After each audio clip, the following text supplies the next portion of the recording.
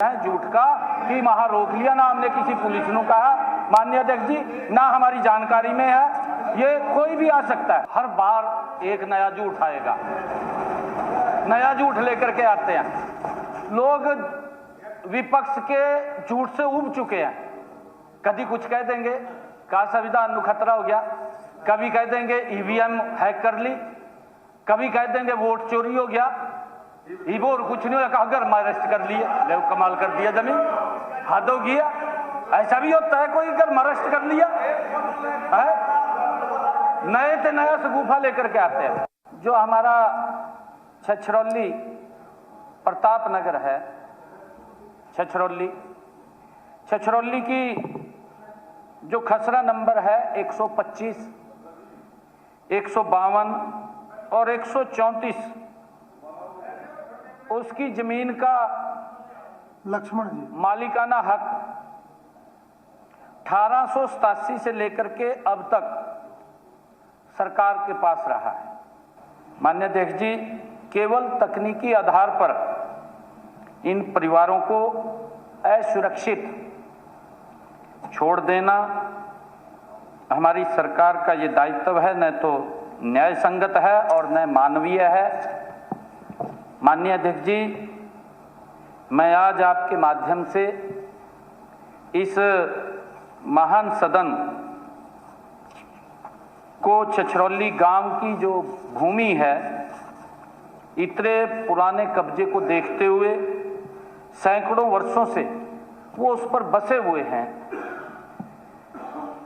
मौके पर कब्जे के आधार पर विस्तृत सर्वे और रिकॉर्ड सत्यापन कराकर वास्तविक जो निवासी हैं, जो मूल निवासी हैं, उनका मालिकाना हक देने की घोषणा मैं आज इस महान सदन के माध्यम से करता हूं। गुरुग्राम से फरीदाबाद और नोएडा, ग्रेटर नोएडा तक नमो भारत RRTS सह मेट्रो कॉरिडोर के लिए अंतिम अलाइनमेंट को स्वीकृति दी गई है।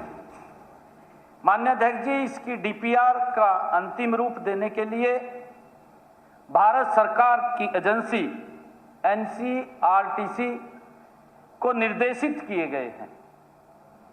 माननीय अध्यक्ष जी, है परियोजना देश के यशस्वी प्रधानमंत्री जिनका एक विजन है कि हर देश के नागरिक के जीवन को सरल और सुगम करना और उसको सुविधाएं पहुंचाना, भारत को विकसित राष्ट्र की तरफ से गति से ले जाना, यह आदरणीय प्रधानमंत्री जी का विजन है। और उसी विजन के तहत माननीय अध्यक्ष जी, नमो भारत जो एक विजन है, उसके तहत ये परियोजना आगे बढ़ रही है।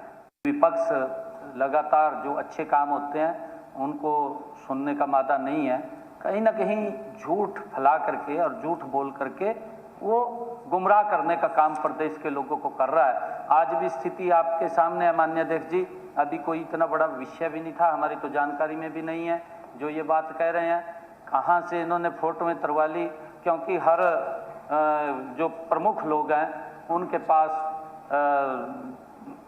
PSOs हैं। और माननीय अध्यक्ष जी, जो फोटो में ये ले रहे हैं, मैं उन फोटों के अंदर देख रहा हूँ बैठे चाय पी रहे हैं। ये अगर कहीं घर में बैठ करके चाय पी रहे हैं, फोटो के अंदर अगर आपने ध्यान से देखा होगा चाय के कप रखे हैं, तो कैसे हाउस अरेस्ट किया जा सकता है। हरियाणा विधानसभा बजट सत्र के चौथे दिन सदन में नेता विपक्ष भूपेंद्र हुड्डा ने कांग्रेस नेताओं को हाउस अरेस्ट करने का मुद्दा उठाया, जिस पर जवाब देते हुए मुख्यमंत्री ने कहा कि लोकतंत्र में सभी को अपनी बात कहने का अधिकार है। हमारी पुलिस ने किसी को हाउस अरेस्ट नहीं किया, न ही हमारे पास ऐसी कोई जानकारी है। कालीन विषय है और बड़ा गंभीर विषय है। ये पहली दफा हुआ है कि हमारे जिले के प्रधान हो, उनको वहां हाउस अरेस्ट कर दे।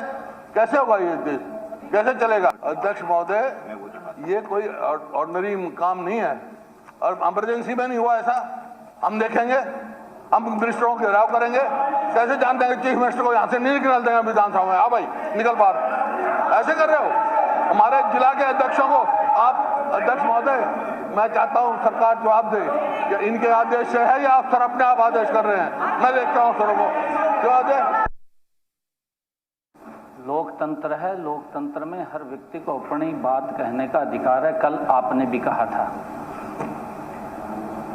और जो इस प्रकार का आज मुद्दा लेकर के आए हैं कि हाउस अरेस्ट कर दिया, कहीं हमारी पुलिस ना किसी को कुछ कहा है, ना कहीं गए हैं, ना कहीं हमारी जानकारी में है। मैं स्पष्ट करना चाह रहा हूँ। एक मिनट देखिए, एक मिनट बात सुन लो।